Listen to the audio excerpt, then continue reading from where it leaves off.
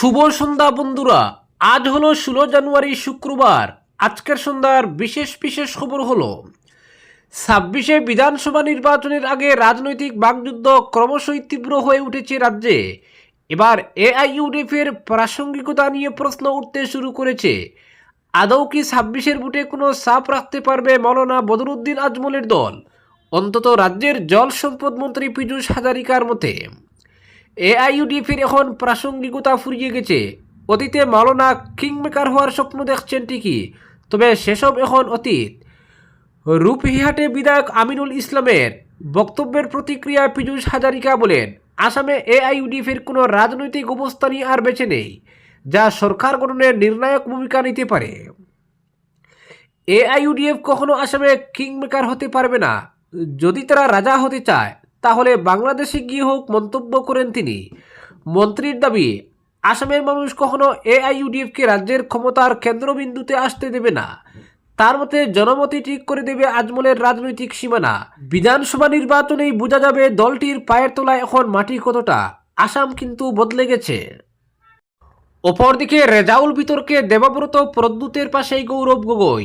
লজ্জা আর অপমানে কংগ্রেস ত্যাগ করার পর প্রাক্তন আমসু নেতা রেজাউল করিমের টার্গেট বিরোধী দলনেতা দেবব্রত শইকিয়া ও সাংসদ প্রদ্যুৎ বরদলৈ। রেজাউল করিমের মতে দেবব্রত শইকিয়া ও প্রদ্যুৎ বরদলৈ মুখ্যমন্ত্রীর দালাল হিসেবে কাজ করছেন। ফলে যে দলে মুখ্যমন্ত্রীর দালাল রয়েছেন সেই দলের ভবিষ্যৎ নেই। রেজাউল করিমের এই মন্তব্যের বিরোধিতা করে বিরোধী দলনেতা দেবব্রত শইকিয়া ও সাংসদ প্রদ্যুৎ বরদলৈকে সমর্থন করেছেন গৌরব গগৈ। প্রদেশ কংগ্রেস সভাপতি বলেন, যোগদান অনুষ্ঠানে রেজাউল করিমের 90% বক্তব্য ছিল বড় অসম নিয়ে, কিন্তু ধুবড়ী শিবসাগর নিয়ে মন্তব্য ছিল ভুল ও অনুচিত। সেজন্য তাকে সতর্ক করে দেওয়া হয়েছিল। ভবিষ্যতে চিন্তাভাবনা করে মন্তব্য করার নির্দেশ দেওয়া হয়েছিল। তারপরের ঘটনাক্রমের উল্লেখ করে গগৈ বলেন, বিরোধী দলনেতা দেবব্রত শইকিয়া ও সাংসদ প্রদ্যুৎ বরদলৈ যে মন্তব্য করেছেন তার প্রতি তার সমর্থন রয়েছে। তিনি বলেন, কংগ্রেসের একটাই লক্ষ্য, মুখ্যমন্ত্রী হিমন্ত বিশ্ব শর্মার 20 বছরের কেলেঙ্কারি নিয়ে লড়াই। কংগ্রেস সেই লড়াইয়ে ঐক্যবদ্ধ। তিনি বলেন, হিমন্ত বিশ্ব শর্মা ও তার সহযোগী কয়েকজন কংগ্রেস দলে থাকার সময় তাদের কেলেঙ্কারির জন্য মানুষ কংগ্রেস থেকে মুখ ফিরিয়ে নিয়েছিলেন। আজ সেই হিমন্ত বিশ্ব শর্মা ও তার সহযোগীদের কেলেঙ্কারির জন্য মানুষ বিজেপি থেকেও মুখ ফিরিয়েছেন। তিনি বলেন, রেজাউল করিম কংগ্রেস ত্যাগ করে বিকল্প পথ নিয়েছেন। তিনি বিরোধী দলনেতা দেবব্রত শইকিয়া ও প্রদ্যুৎ বরদলৈকে মুখ্যমন্ত্রীর এজেন্ট হিসাবে যে অভিযোগ করেছেন তা সমর্থনযোগ্য নয়। কংগ্রেস দল ঐক্যবদ্ধ, মন্তব্য করেন গৌরব গগৈ। উল্লেখ্য, রেজাউল করিম বিতর্কিত মন্তব্য করে চাপের মুখে ক্ষমা চাইতে বাধ্য হয়েছিলেন। তারপর বিরোধী দলনেতা দেবব্রত শইকিয়ার একটি পত্র ফাঁসের ঘটনা রেজাউলের রাজনৈতিক অঙ্ক পাল্টে দেয়।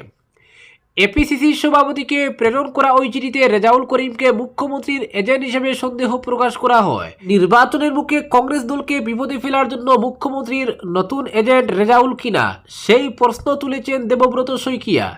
তার এই চিঠি ফাঁসের পর রেজাউলের কাছে কংগ্রেস ত্যাগ ছাড়া কোনো রাস্তা ছিল না।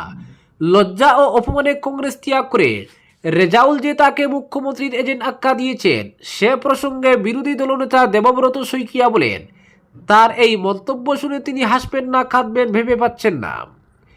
তিনি যদি মুখ্যমন্ত্রীর এজেন্ট, তাহলে কংগ্রেস দল কেন তাকে 10 বছর ধরে বিরোধী দলপতির দায়িত্ব দিয়েছে? তিনি বলেন, ধর্মনিরপেক্ষ ও গণতন্ত্রের জন্য তিনি কংগ্রেস দলে আছেন। তাছাড়াও তিনি একজন অসমিয়া, আহোমের রক্ত তার শরীরে বইছে। তিনি বলেন, ধুবড়ী ও শিবসাগর দুই জেলার নিজস্ব ঐতিহ্য রয়েছে। ধুবড়ী ধুবড়ী হয়ে থাকবে এবং শিবসাগর শিবসাগর হয়ে থাকা চাই বলেও মন্তব্য করেন তিনি। অপরদিকে রাধানগর থেকে কমলাটিল্লা নতুন রাস্তার শিলান্যাস বিধায়ক বিজয় মালাকারের। উপনির্বাচনে জয়লাভের পর থেকেই নিজ বিধানসভা এলাকার শহর ও গ্রামাঞ্চলে একের পর এক উন্নয়নমূলক প্রকল্পের শিলান্যাস করে চলেছেন বিধায়ক বিজয় মালাকার। তারই ধারাবাহিকতায় রামকৃষ্ণনগর পৌরসভার অন্তর্গত 9 নম্বর ওয়ার্ডে রাধানগর থেকে কমলাটিল্লা পর্যন্ত নতুন রাস্তার কাজের শিলান্যাস করেন তিনি। দীর্ঘদিন ধরে এই এলাকার মানুষ বেহাল রাস্তার কারণে চরম দুর্ভোগের শিকার হয়ে আসছিলেন।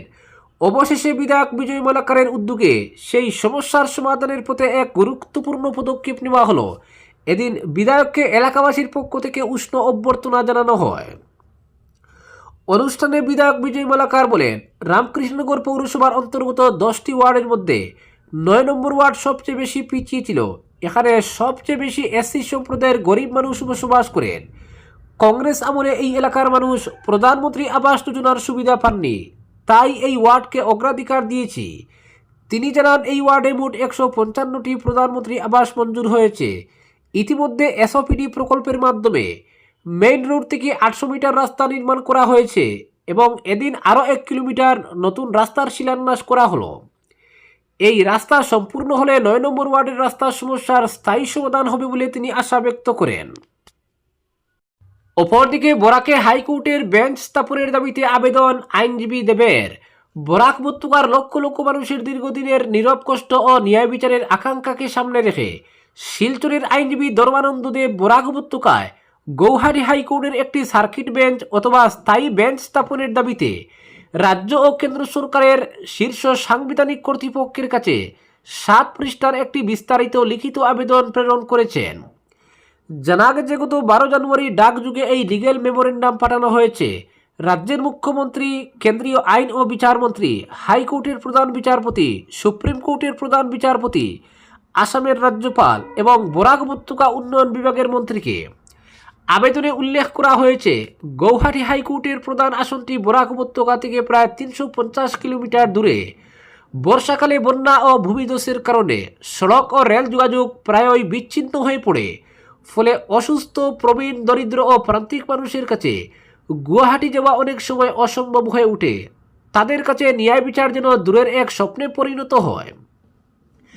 আবেদনে বলা হয়েছে, এই ভৌগোলিক দূরত্ব ও যোগাযোগ সংকটের কারণে বরাক উপত্যকার বহু মানুষ রিট মামলা, জনস্বার্থ মামলা বা জরুরি সাংবিধানিক প্রতিকার চাইতেও সাহস পান না। এটি সংবিধানের আর্টিকেল 14 ও আর্টিকেল 21 স্বীকৃত ন্যায় বিচারের অধিকারের সঙ্গে সঙ্গতিপূর্ণ নয়। বরাক উপত্যকার বরিষ্ঠ আইনজীবী ধর্মানন্দ দেব তার আবেদনে স্মরণ করিয়ে দিয়েছেন, 2014 ও 2015 সালে তৎকালীন পরিস্থিতিতে হাইকোর্টে প্রশাসনিক স্তরে প্রস্তাবটি গ্রহণযোগ্য হয়নি। তার বক্তব্য, ওই সিদ্ধান্তের পর থেকে 1 দশকেরও বেশি সময় পেরিয়ে গেছে। এই সময়ের মধ্যে বরাকের জনসংখ্যা বেড়েছে, মামলার সংখ্যা ও জটিলতা বহুগুণ বৃদ্ধি পেয়েছে। গড়ে উঠেছে পৃথক মিনি সচিবালয়, গঠিত হয়েছে পৃথক বরাক ভ্যালি ডেভেলপমেন্ট ডিপার্টমেন্ট, যা প্রশাসনিক বিকেন্দ্রীকরণের স্পষ্ট ইঙ্গিত। তা সত্ত্বেও গুয়াহাটির সঙ্গে দূরত্ব ও দুর্বল যোগাযোগ ব্যবস্থা আজও বরাক উপত্যকার মানুষের ন্যায় বিচারের পথে প্রধান অন্তরায় হয়ে রয়েছে। আবেদনে বলা হয়েছে, এই বাস্তবতার আলোকে বিষয়টি নতুন করে সময় উপযোগী ও মানবিক পুনর্বিবেচনা একান্ত প্রয়োজন। আইনজীবী ধর্মানন্দ দেবের মতে, বরাকে একটি সার্কিট বেঞ্চ বা স্থায়ী বেঞ্চ স্থাপিত হলে সাধারণ মানুষের দীর্ঘদিনের দুর্ভোগ লাঘব হবে, মামলার দ্রুত নিষ্পত্তি সম্ভব হবে এবং ন্যায় বিচার মানুষের দোরগোড়ায় পৌঁছবে। এতে গুয়াহাটির প্রধান আসনের উপর চাপও কমবে এবং সংবিধানের আর্টিকেল 39A অনুযায়ী সমান ও কার্যকর ন্যায় বিচারের অঙ্গীকার বাস্তবে রূপ পাবে। বরাকের মানুষ আজ প্রশ্ন তুলছেন, ন্যায় বিচারের জন্য আর কত দূর যেতে হবে? অপরদিকে লিখে রাখুন, 26-এ সরকার গড়ছে কংগ্রেস, মুখ্যমন্ত্রী গৌরব, বললেন প্রাক্তন বিধায়ক আমিনুল।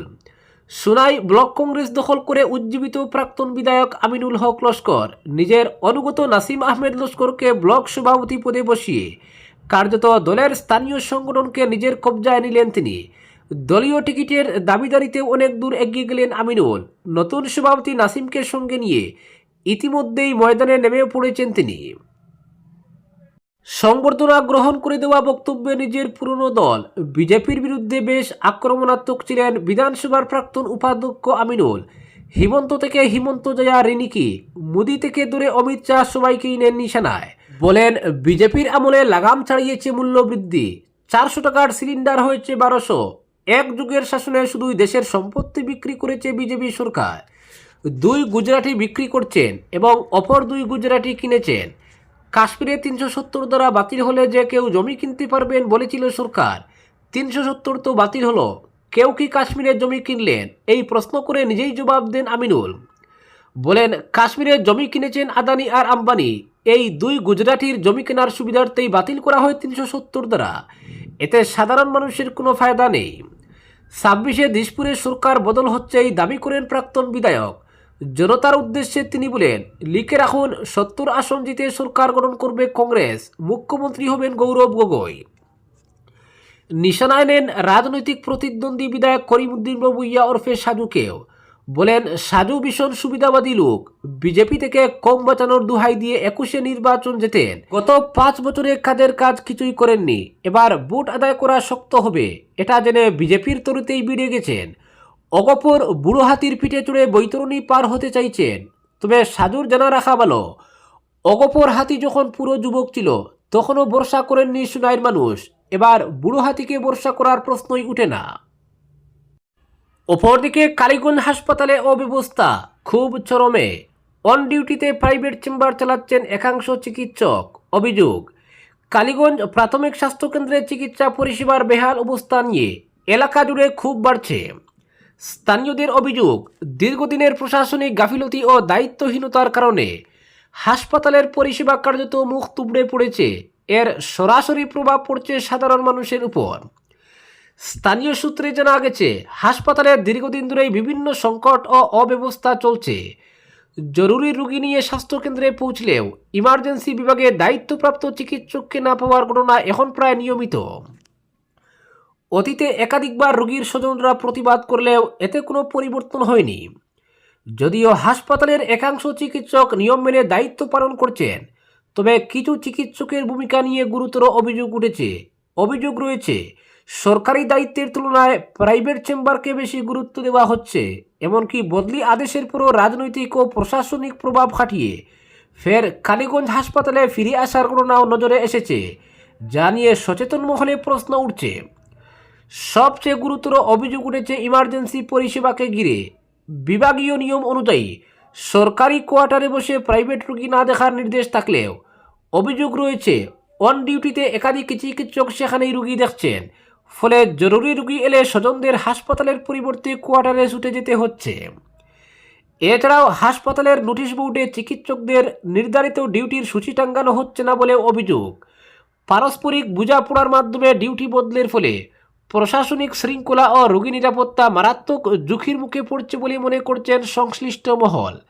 হাসপাতালের অন্যান্য পরিষেবার অবস্থা উদ্বেগজনক।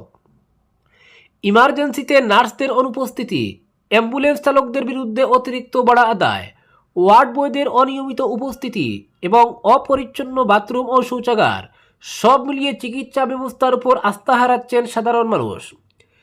এই পরিস্থিতির বিরুদ্ধে প্রকাশ্যে প্রতিবাদ জানিয়েছেন নর্থ ইস্ট কনজারভেশন অর্গানাইজেশনের শ্রীভূমি জেলা ইউনিটের সভাপতি হোসেন আহমেদ।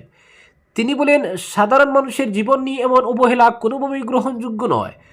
দ্রুত এই অব্যবস্থার অবসান জরুরি। এ বিষয়ে শ্রীভূমি জেলার জেলাধিপতি ও যুগ্ম স্বাস্থ্য সঞ্চালকের কাছে এলাকাবাসীর পক্ষ থেকে লিখিতভাবে অভিযোগ জানানো হয়েছে। অভিযোগগুলোর দ্রুত ও নিরপেক্ষ তদন্ত করে দোষীদের বিরুদ্ধে কঠোর ও দৃষ্টান্তমূলক ব্যবস্থা গ্রহণের দাবি জানান স্থানীয়রা। আজকের বিশেষ সংবাদ এখানেই সমাপ্ত।